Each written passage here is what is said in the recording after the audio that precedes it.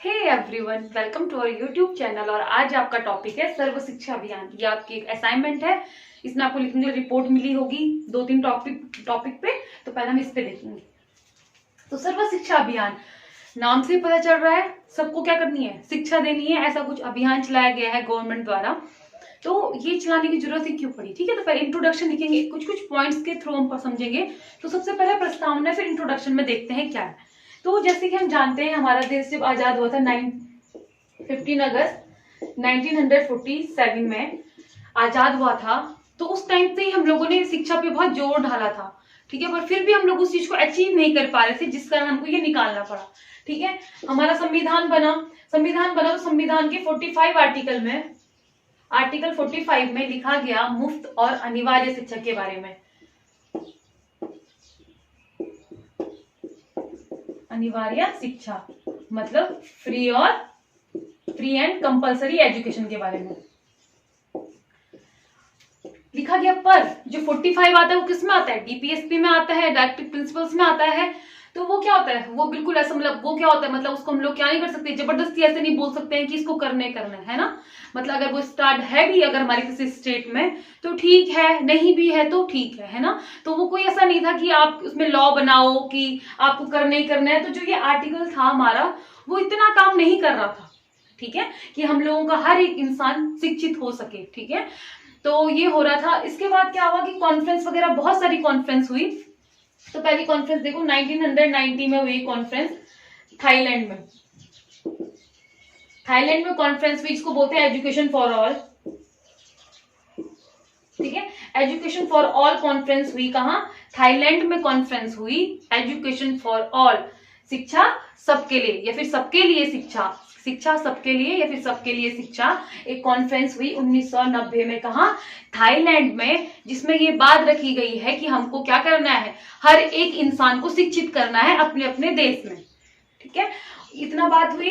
अब इसके बाद हम लोगों ने एक 1994 में डिस्ट्रिक्ट प्राइमरी एजुकेशन प्रोग्राम तो निकाला। इसको लिख लेते हैं, district primary education programme launch किया 1994 में। प्राइमरी शिक्षा को अनिवार्य करने के लिए, मतलब हर बच्चा प्राइमरी में जो है वो क्या हो, जितना मतलब उम्र है 6 से 14 साल के बच्चा जो भी है उसको शिक्षा मिल सके। ठीक है, तो कब किया हमने स्टार्ट? 1994 में किया, पर सक्सेसफुल नहीं हो पाए। फिर 1905 में मिड डे मील, जो बीच में खाना मिलता है, तो सरकार ने उस टाइम पे ये सोचा कि बच्चा मे बी अगर उसको खाना मिले या फिर किसी चीज के लिए मतलब उसमें पूर्ति ना हो रही हो, उस चीज के लिए मिले तो क्या पता वो स्कूल आए। इससे बहुत ज्यादा इंप्रूवमेंट हुआ, पर फिर भी हम लोग पूरा का पूरा वो अचीव, यूनिवर्सल इनरोलमेंट अचीव नहीं कर पा रहे थे। ठीक है, तो 2000 क्या हुआ? सर्व शिक्षा अभियान, सर्व शिक्षा अभियान लॉन्च किया गया। और जिसको इम्प्लीमेंट कब किया गया? 2001 में इम्प्लीमेंट किया गया। ठीक है, अब सर्व शिक्षा अभियान ये सोच के लाया गया था, सेम हमने जो ये सोचे थे सिमिलरली ये भी था, बट ये बहुत ज्यादा सक्सेसफुल हो गया। 2017 में इसको मिक्स करके समग्र शिक्षा में डाल दिया गया है। रमसा को भी, इसको भी और मिड सबको मिला के 2017 में समग्र शिक्षा में डाल दिया है। बट पहले आप यहाँ पे तक देखो, सर्व शिक्षा अभियान तक हुआ क्या था हमको। हमारा ये आप इंट्रोडक्शन में लिखोगे, फिर प्रस्तावना में लिखोगे 1947 में देश आजाद हो गया था। ठीक है, उसके बाद भी कुछ एजुकेशन का था नहीं। फिर संविधान बना हम लोगों का। संविधान बनने के बाद आर्टिकल में आया गया, पर डीपीएसपी क्या होते हैं, मतलब उसको जस्टिबल नहीं होते। मतलब जबरदस्ती ऐसा नहीं किसी को हम बोले कि ये आप क्या करो, लागू करो ही करो, तो वहां पे भी नहीं हो पाया। फिर उसके बाद हमने बहुत सारे प्रोग्राम निकाले, बहुत सारी हमारे पास एनईपी आई। एनईपी मतलब नेशनल एजुकेशन पॉलिसीज आई, जैसे 2019 में आई है, वैसी बहुत सारी आई हुई हमारे पे। ठीक है, बहुत सारी आई, पर फिर भी क्या वो नहीं हो पाया, यूनिवर्सलाइजेशन नहीं हो पाया, मतलब हर एक बच्चा शिक्षित नहीं हो पाया 6 से 14 साल का।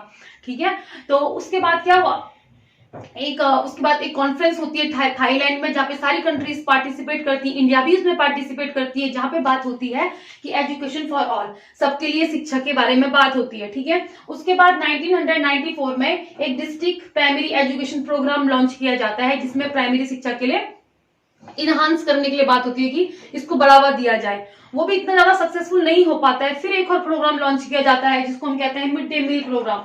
मिड डे मील प्रोग्राम 1995 में लाते हैं, ठीक है।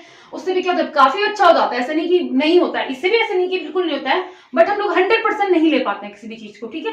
तो यहाँ पे हमने जो ये स्टार्ट किया था कुछ एम, उस टाइम पहले हमारे पास 4 या 5 एम के साथ हमने स्टार्ट किया था, और आज ये बहुत ज्यादा सक्सेसफुल हुआ है। इसके बाद हर एक बच्चा, कोशिश पूरी रही है, इसके बाद हम RTE भी लाए, तो जब वो एक्ट बन गया, जब वो लॉ बन गया, तो उसके बाद काफी हमारी जो लिटरेसी रेट है वो बढ़ी है, ठीक है। तो ये था आपका किसका इंट्रोडक्शन था। अब हम देखेंगे एम ऑफ सर्व शिक्षा अभियान, ठीक है।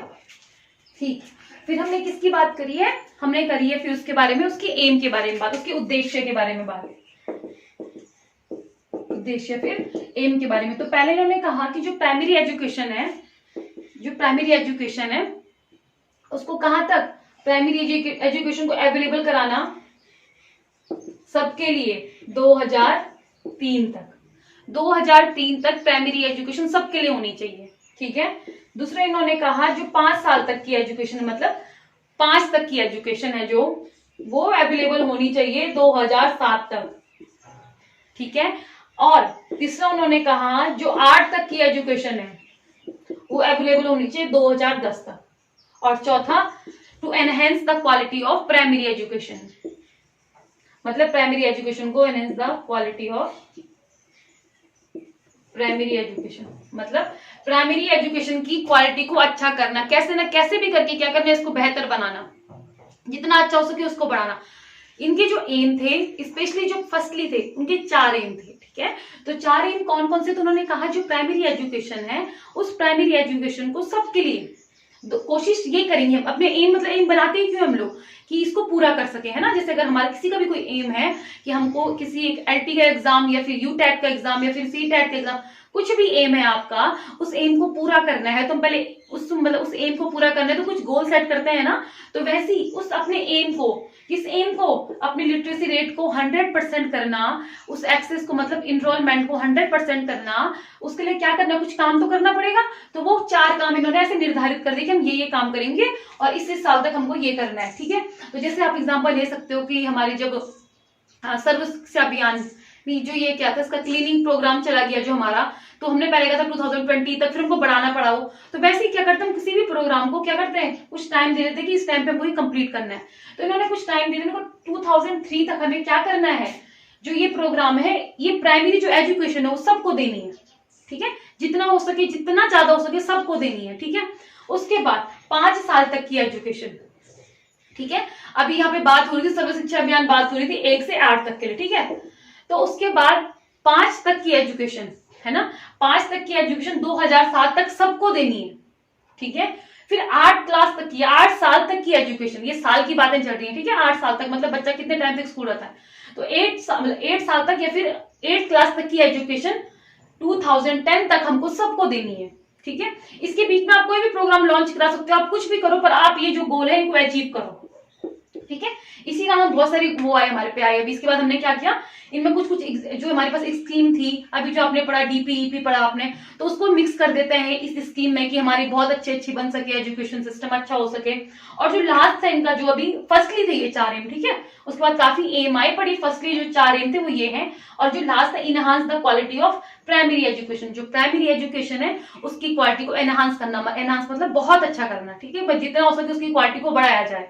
तो अभी भी प्राइमरी एजुकेशन के लिए काम चलता रहता है, ठीक है। तो जो भी प्राइमरी एजुकेशन के लिए क्या होता है, उसमें DLED होता है ना।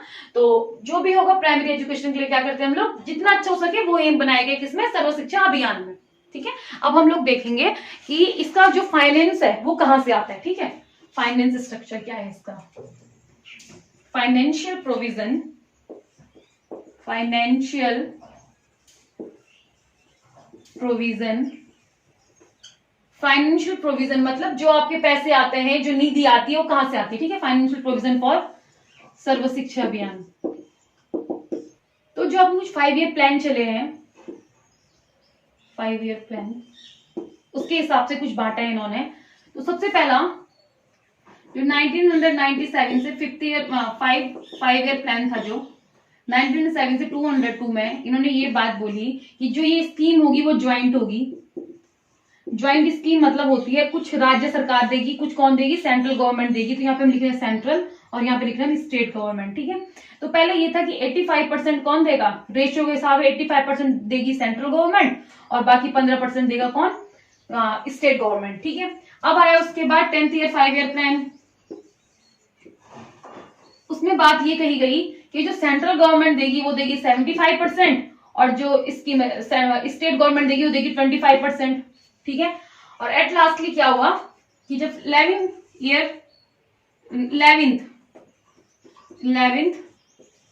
5 ईयर प्लान आया, उसमें बात रखी गई कि 50 और 50% कौन देगा, 50% देगी सेंट्रल गवर्नमेंट तो 50% देगी स्टेट गवर्नमेंट।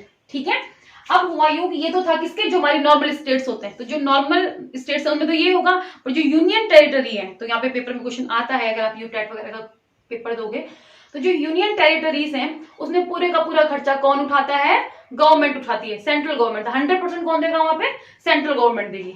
ठीक है, तो ये था इसका फाइनेंशियल प्रोविजंस थे। ठीक है, अब हम देखेंगे कुछ कुछ स्कीम्स इसके अंदर जोड़ी गई हैं, मतलब जैसे ब्लैक बोर्ड वाला है, मिड डे मील वाला है, कस्तूरबा गांधी है, उन सबको क्या किया, इकट्ठा करके सर्व शिक्षा अभियान के अंदर ढाला गया है। ठीक है, तो कुछ स्कीम्स देखते हैं वो कौन कौन सी स्कीम्स थी। ठीक है, ठीक है, तो कुछ ये कंपोनेंट थे, कुछ ये कंपोनेंट दिख रहे होंगे आपको, ये 4-5 कंपोनेंट थे जो हमने किसमें किए, उसमें मर्ज किए हैं। ठीक है, कुछ मतलब ये पहले ही आ चुकी थी स्कीम्स, इनमें मर्ज करी है। ठीक है, तो जो एजुकेशन गारंटी स्कीम थी 2001 में ही मर्ज कर दी गई थी, उसमें किसमें, सर्व शिक्षा अभियान में। इसमें क्या कहा गया था, इसमें कहा गया था जो रिमोट एरियाज है, स्पेशली रिमोट एरियाज के लिए बातें होती है, क्योंकि जो हमारी मतलब नॉर्मल सिटीज होंगी वहां पे तो पढ़ाई पूरी कराते हैं बच्चों को, बट जो रिमोट एरियाज में होता है क्योंकि स्कूल बहुत दूर है, बहुत सारी चीजें, जिस कारण क्या होगी, इसी सर्व शिक्षा अभियान में ही बोला गया था कि जो प्राइमरी स्कूल होंगी वो 1 किलोमीटर के दायरे में होनी चाहिए गांव के, और दूसरी बात जो सेकेंडरी स्कूल होगी वो क्या होनी चाहिए बच्चे की, जैसे 2 या 3 किलोमीटर दूर होनी चाहिए, मैं 2 या 3 किलोमीटर के दायरे में होनी चाहिए। ठीक है, तो इसी कारण बातें आई गई हैं। ठीक है, तो यहाँ पे क्या था, स्कूल से रिमोट एरिया के बच्चों को पढ़ाने के लिए ये स्कीम लॉन्च की थी, एजुकेशन गारंटी स्कीम, जो 2001 में कहाँ चली गई, सर्व शिक्षा अभियान में चली गई। ठीक है, उसके बाद ऑपरेशन ब्लैक बोर्ड आया। ऑपरेशन ब्लैक बोर्ड 2003 में मर्ज हुआ है, किसमें, इसमें 2003 में मर्ज हुआ है, और ये 1987 में जो एनईपी आई थी 1986 वाली, उसके उसी में बोला गया था, 1987 में ये फॉर्म हुआ था ऑपरेशन ब्लैक बोर्ड। अब ऑपरेशन ब्लैक बोर्ड था क्या कि जो प्राइमरी स्कूल है या सेकेंडरी स्कूल है उनमें क्या करना, इंफ्रास्ट्रक्चर देना, सामान देना। ठीक है, मतलब हर चीज की पूर्ति करना, बिल्डिंग की पूर्ति करना, वो किसमें थी, ऑपरेशन ब्लैक बोर्ड में था। वो भी किसमें मर्ज कर दिया गया हम लोगों ने, कंपोनेंट एसएसए में कर दिया। अब ये क्यों कर रहे हैं मर्ज, क्योंकि हमें वो अपने 5 जो हमारे गोल है ना, 4 गोल है, उन 4 गोल को कंप्लीट करने के लिए कि बच्चा कैसे ना कैसे करके स्कूल आए। ठीक है, उसके बाद जो था डीपीईपी, मतलब क्या था, डिस्ट्रिक्ट प्राइमरी एजुकेशन प्रोग्राम, जो डिस्ट्रिक्ट प्राइमरी एजुकेशन प्रोग्राम था उसको क्या किया, जो 1994 में बना था, आपने भी देखा, तो इसको 2005 में इसको किसमें, कंपोनेंट ऑफ एसएसए में क्या कर दिया, मर्ज कर दिया गया। ठीक है, मिड डे मील प्रोग्राम था, ये 1995 में बना था और 2007 में इसको क्या कर दिया गया, कंपोनेंट ऑफ एसएसए में मर्ज कर दिया गया। ठीक है, तो आप क्या करोगे, जब आप लिख रहे होंगे ना तो आप थोड़ा थोड़ा इनके बारे में भी लिखोगे। रिमोट एरियाज में था, दूसरा ये क्या था, ऑपरेशन इंफ्रास्ट्रक्चर देने के लिए था, ये क्या था, प्राइमरी एजुकेशन को इनहांस करने के लिए था। ठीक है, कैसे ना कैसे प्राइमरी एजुकेशन को इनहांस किया जाए। ठीक है, हर एक डिस्ट्रिक्ट में जा की बातें रखी गई है, प्रोग्राम चलाए गए हैं। ठीक है, मिड डे मील क्या था, अभी भी चलता है, खाने वाने के लिए बच्चों को खाना देते हैं, जो बच्चा मतलब बच्चे को कुपोषण का शिकार ना हो पाए, बच्चों को हर चीज का खाना देते हैं, हर एक टाइम टेबल बना हुआ होता है। ठीक है, जब सर्व शिक्षा अभियान बनवाते हैं, मतलब कभी भी रिपोर्ट देते हैं तो स्कूल में भेजवा जाता है बच्चों को कि देखो आप ये लॉन्च, मतलब स्कूल में क्या क्या प्रोग्राम इसके तहत आए हैं। तो इसके तहत आपने देखा भी होगा, इसकी बुक में देखा होगा जब आपने, तो एक पेंसिल बनी हुई है और यहाँ पे 2 बच्चे बैठे हुए हैं, है ना, तो ये इसका लोगो भी है किसका, सर्व शिक्षा अभियान का। और इसके बाद आया कस्तूरबा गांधी। कस्तूरबा गांधी लॉन्च, कस्तूरबा गांधी जो आए थे उन्होंने क्या किया 2009 में, 2007 में तो ये बनी थे और 2009 में क्या हो गई, इसमें क्या हो गए, कंपोनेंट ऑफ एसएसए में आ गए, कंपोनेंट ऑफ एसएसए बन गए।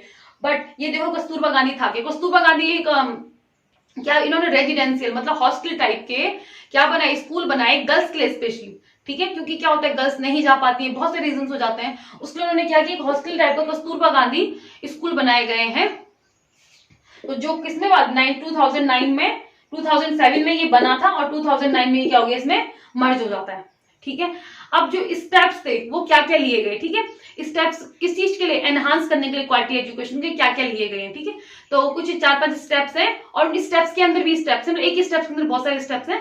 बाकी तो ठीक है कि इनरोलमेंट किया तो क्या क्या किया, ठीक है। तो परसेंटेज का इनरोलमेंट था,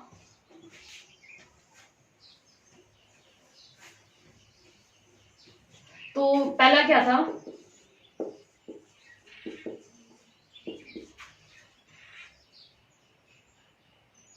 100% लिया था ना, 7% यूनिवर्सल एक्सेस।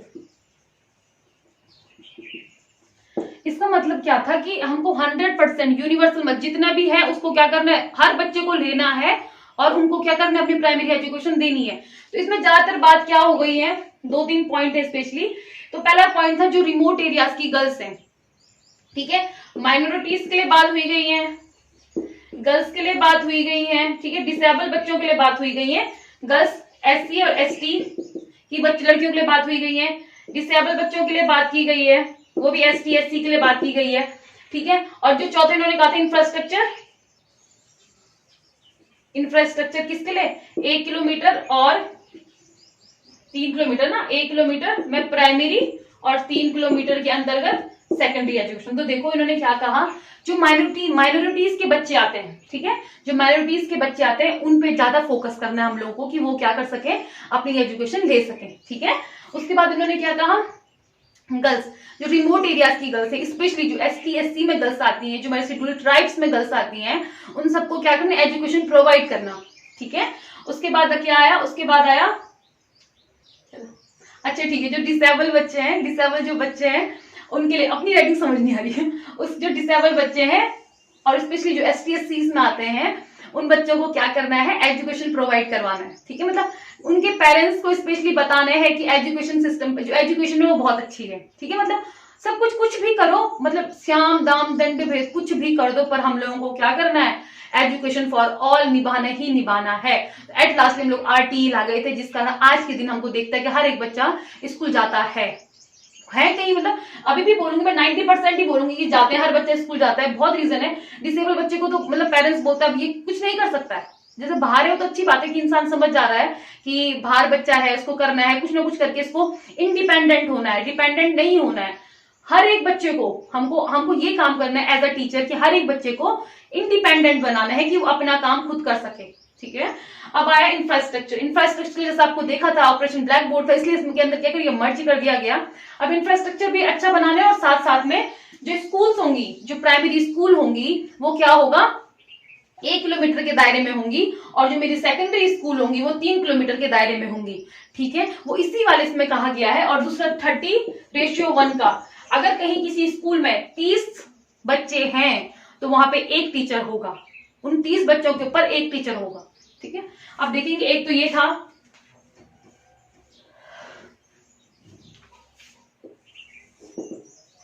यूनिवर्सल इनरोलमेंट,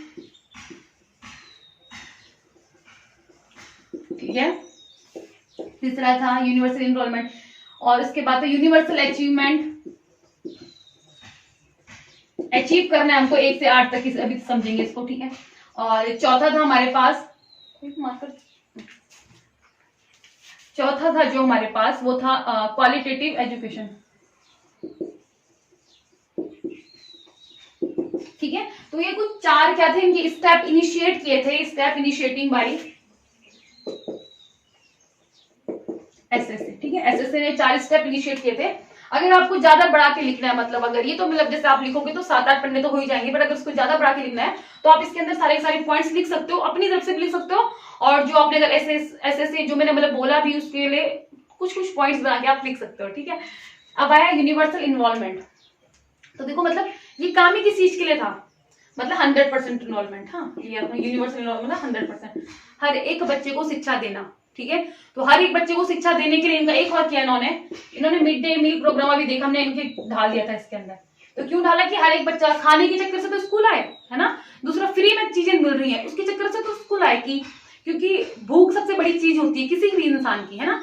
तो अगर बच्चे को भूख लगी है तो बच्चा ये सोच के आए कि हाँ यार दिन में खाना मिल जाएगा वहां पे, फिर क्या पेरेंट्स भी ये सोचे अगर हम दिन भर काम पे जा रहे तो मेरे बच्चे को दिन में खाना मिल जाएगा, उस कारण स्कूल भेज दें। तो इस कारण ये प्रोग्राम लॉन्च किया गया था। और साथ में जो हमारे बच्चे क्या था, कुपोषण बच्चे हो रहे थे, मतलब उनमें कुछ न्यूट्रिशन की कमी हो रही थी। इस कारण हर एक हफ्ते हर चीज का क्या होता है, चार्ट बना हुआ होता है, एक्स से लेकर एवरीथिंग जो बच्चे के लिए क्या होता है, इनिशियल होता है या फिर इंपॉर्टेंट होता है, न्यूट्रिशियस होता है, वो सबको सब क्या होता है, बच्चे को दिया जाता है। अब 100% अचीवमेंट, यूनिवर्सल अचीवमेंट या फिर सक्सेस, 1 से लेकर 8 तक के बच्चों को क्या देना, एजुकेशन देना ही देना है, कैसे करके भी, ठीक है। तो वो क्या थी, अचीवमेंट थी एक, और वो अचीवमेंट तभी बना सकते थे हम लोग जब क्या करेंगे, इसलिए सारे के सारे प्रोग्राम्स है कि इनके अंदर लॉन्च किए गए हैं, ठीक है। स्टेप जो इनिशिएट लिया है इन लोगों ने, इसलिए लिया गया, ठीक है। अब टीचर, अब क्वालिटी एजुकेशन कैसे बढ़ाई जाएगी, जब टीचर इसमें डाले जाएंगे अच्छे अच्छे, है ना। तो क्या होता है, इसमें टीचर्स प्रोग्राम की बात करी गई है कि जो टीचर प्रोग्राम होगा, इसके इसी के तहत हम एनसीटीई लाए थे, एजुकेशन प्रोग्राम्स लाए थे कि टीचर को क्या करेंगे, वेल एजुकेटेड करेंगे, जिस कारण बच्चे क्या होंगे, स्कूल में आते रहेंगे और क्वालिटी एजुकेशन क्या होती रहेगी, बढ़ती रहेगी, ठीक है। इतना तो आप लिख दोगे, ये 4-5 चीजें थी। अब एट लास्टली कंक्लूजन लिखना, ठीक है। कंक्लूजन में लिखना जितना आपको, मतलब पूरा पूरा निस्तार इसका, ठीक है। विस्तार ये हुआ है, एट लास्टली ये हुआ है कि इन सब के प्रोग्राम को हमने समग्र शिक्षा में 2017 में ढाल दिया है, और इससे हम लोगों को बहुत ज्यादा अचीवमेंट हुआ है, और जिसके कारण हमारा लिटरेसी रेट 74 या समथिंग बन चुका है। अभी भी लड़कियों का लिटरेसी रेट इतना है नहीं, तो अभी भी हमको इस पे काम करने की बहुत ज्यादा जरूरत है। और जो भी, मतलब ये सारी बातें इसमें लिखनी है, और अगर आपको ये समझ में आया होगा तो ठीक है, और जहाँ पे नहीं आएगा पूछ सकते हो, कमेंट करके आप पूछ सकते हो। तो थैंक्स फॉर वॉचिंग।